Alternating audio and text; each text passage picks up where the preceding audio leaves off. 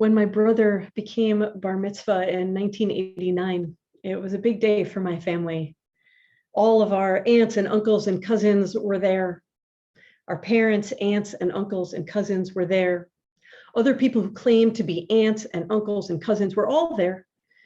And of course, the 4 grandparents that we were so lucky to know for so much of our lives were there.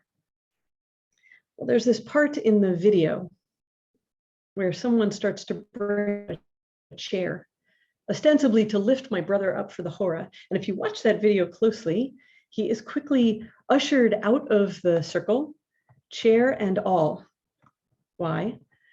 Well, a generation earlier, when my uncle was becoming bar mitzvah, he desperately did not want to be lifted in a chair, but his uncle tried to get him up in one anyway. In response, my grandfather, Alav Hashalom, who was the gentlest and sweetest man, told this person no, his son was not going up in that chair, as he well knew. And as family legend goes, it nearly came to fisticuffs. Now you can tell that this happened more than a few years ago because at that time, people used to say things like fisticuffs. So by the time my brother's bar mitzvah rolled around, there was still enough bad blood, enough still unforgiven, that so many years later, that chair would not make it out to the horror circle. And let me be really clear, the people involved were just total loves, kind human beings caught up in the complexities of hurt and grudge and forgiveness. So why am I sharing with you this kind of not so lovely story about my lovely family? Because we are in the month of Elul, just a few weeks out from the High Holy Days. And this is the month where we try to take an honest look at ourselves and our deeds. We turn our hearts towards asking forgiveness from those that we've harmed and granting it to those who have hurt us. The work is hard. It lays us bare. And it's not a given. Perhaps you have someone to apologize to this year, but you're wavering. Maybe you will, maybe you won't. Perhaps forgiveness is yours to give this year, and you're wondering if you might choose nope. So I share this story because I think a lot of us probably have some experience with it, with holding on to a hurt, maybe even for a very long time, maybe even caused by someone that we love, and feeling unready to forgive. And so letting it churn inside of us and pop up at unexpected times. Maybe it sounds flippant to call it a grudge, but in fact, our tradition makes space for the grudge. Maimonides in his Mishnah Torah explains that if a person hurts or wrongs his friend, he must apologize, mean it, and change his behavior. If, however, his friend doesn't want to forgive him, even then, he is required to apologize 2 more times for a total of 3 times. After that, if his friend still refuses to accept his apology, legally, he can stop trying to gain forgiveness and he is absolved. The grudge is a known and human experience. Our tradition sets up these extensive systems because while fasting and days of praying are all critically important to this time of year, none are more important than righting our strained or broken relationships, and none are harder to achieve.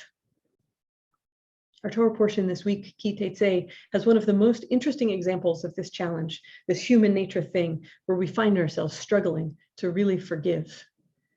The text reads like so: "No Ammonite or Moabite shall be admitted into the congregation of Adonai. None of their descendants, even in the 10th generation, shall ever be admitted to the congregation of Adonai." Why? Because it says, "They did not meet you with food and water on your journey after you left Egypt, and because they hired Balaam to curse you." Well then, the grudge to end all grudges.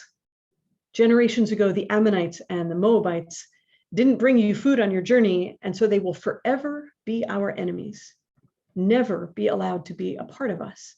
No forgiveness, no way to make it up to us, no way to make it right, ever. The commentators explained that these peoples did not just injure us in this world, but they tried to lead us towards sin and so impacted us for the world to come too, for eternity. It can feel like that sometimes, a betrayal or cruelty or an indifference enacted on us. The cut can run so deep that it feels eternal, unhealable. The Moabites are a symbol of our choice to not forgive. Maybe. There's an important thing to note about these unforgivable, detestable, unredeemable Moabites. This commandment ultimately gets contradicted.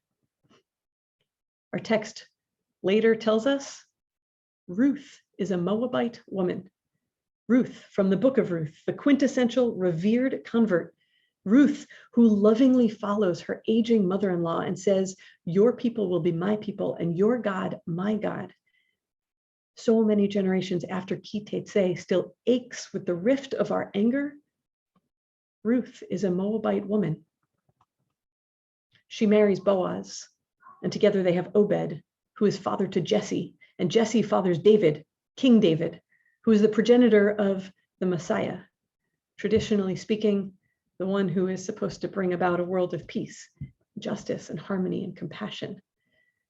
Because a Moabite woman was permitted to be freed from our grudge and join our people, even though we were never supposed to forgive them or let that happen, the Messiah is manifested in the world. Both options, the grudge and the forgiveness, are legitimately in our texts and in our laws. One ends in an eternal standoff with clenched fists and a perpetual snarl. The other ends quite differently.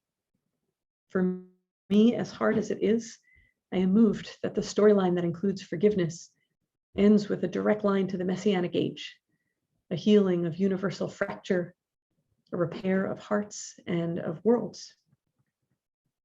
It is so human to find it difficult to forgive someone, to move on not just in perfunctory words, but truly, so that we don't feel our blood boil or offer a cold shoulder or withhold our full selves whenever we see this person.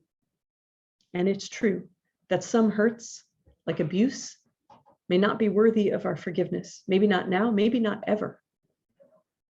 And also, for many of our rifts, we have a chance to ask ourselves, is there someone in our life right now hoping that we will unclench our fists this year? This is the very hard work of tshuva.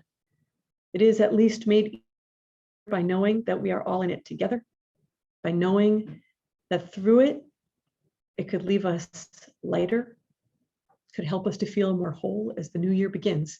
It's not guaranteed, but it could. This year, what will it take for you to forgive, to begin to heal yourself, and maybe even restore a broken relationship? And what compassion, what peace of messianic proportions might be waiting for you if you could find your way to forgiveness this year. Shabbat Shalom.